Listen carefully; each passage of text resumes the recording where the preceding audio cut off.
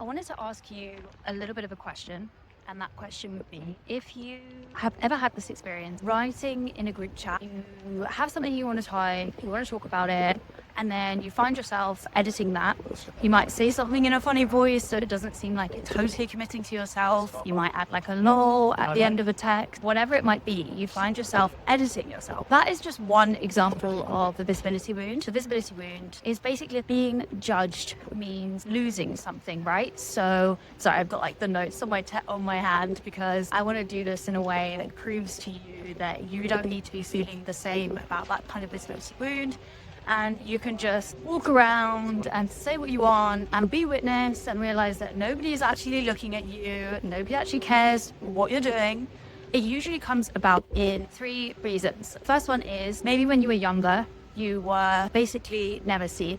That's something that we call mirroring. So basically that you were never seen to begin with. Your parents or close sibling never really understood who you were or how you felt about things. The second way is you showed yourself and then you were punished for showing yourself. So that might be you were bullied, you were told you were too chatty or to quiet down or to calm down when you were being yourself when you were younger. And then the third way is you were conversely rewarded for not showing yourself. So keeping the status quo, continuing the same pattern that your family members or your parents have had, having that same kind of visibility wound. You hold up a mirror to your parents. What they can't accept in themselves, they often get really uncomfortable about when they see it in you because you are half of them. Whenever you push the boundaries of what your parents felt comfortable with and their reaction was to double down on that, obviously you're going to learn, let's not do that. That's not a good idea. That's not safe. What you've basically learned is that over time, being seen has been associated with some kind of danger and your nervous system just can't really shake that feeling. It's not just about like a mental block,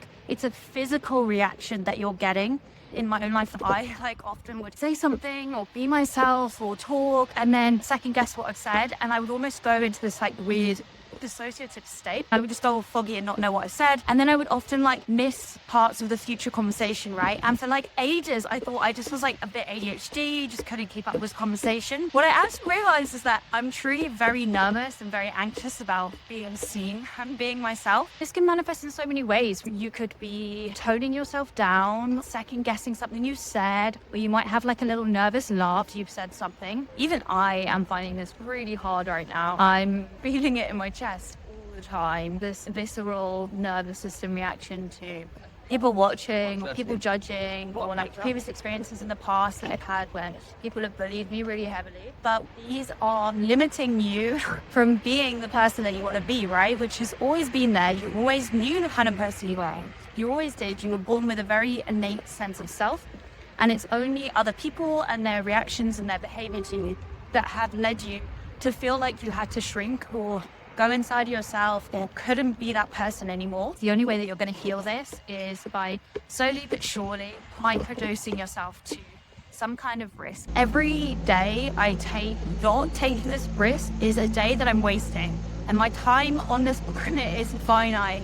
I just came out of the meeting and I feel like crap, trying to measure other people's reactions all the time and just feeling like such a raw nerve to the universe. There's this other whole universe where I don't worry and I don't care what people think.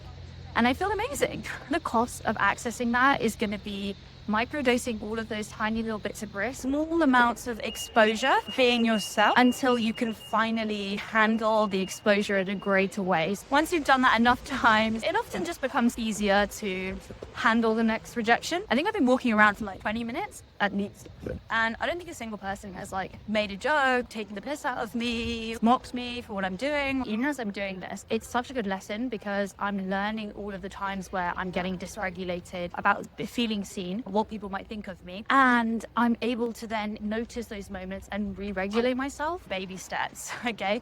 Day one, writing in your journal and just being completely honest with yourself, brain dump without going back or going over what you've said or making any edit. Make your way through the things that you doubt and the negative self-voice you might have in your head. You can microdose in small little social connection moments, whether that be going and ordering coffee and not using yourself for the order. If you're someone that often says, sorry, I know that's a lot, sorry, that's a really difficult order, I know that's really annoying, then don't. Bring yourself to habits that help presence with yourself. Guided therapy or EMDR. For me, the two things that have helped the most are those, but It could even be something as simple as just taking stock in the moment. Maybe you just need to feel like where your feet are or where your hands are. So I didn't really pick the best place to be filming this because I'm right next to some building work. Sometimes when you're in certain bubbles that are very judgmental, it can make you really believe that other people are going to be just as judgmental back to you. And so that's just one of the ways you might retract inside yourself. You try to keep yourself from being seen. People judge all the time, right? People judge all the time, but you just put things out whether like it really impacts your life in any way, shape or form. You have total control over how you feel about yourself. You have total control over how confident you can be. What you don't have control over is obviously how people are going to react, but you can control how you're going to react to how people react. That's quite freeing. Once you know that, that's like super freeing. Are they hurting me? No.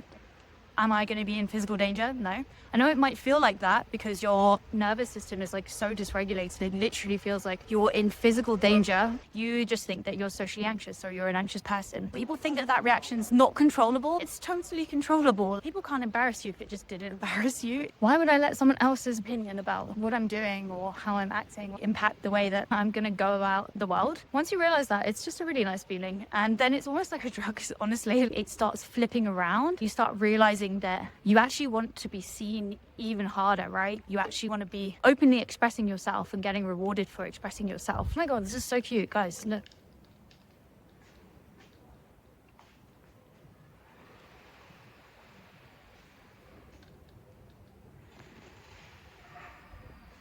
There's so much opportunity for how you can change your relationship to yourself. It couldn't possibly be me that's creating something impressive. It couldn't possibly be me that's making really amazing music to listen to. Like whatever it is, you are so convinced that it couldn't come from you. And I'm here to tell you that it can. All of us are born with an innate monopoly on ourselves. That's the one thing that someone can't replicate. And that's actually like your one skill in the world that you need to be going out there and doubling down on because you're good. You're great. Okay, I'm going to have to wrap up now because I'm heading back into my office. But this was fun. If you like this video, click below and subscribe. I'm here every week pushing myself past things that I don't feel comfortable with to prove that you can grow and develop and have the life and the wonderful you that you've always wanted. So I'll see you guys in the next one.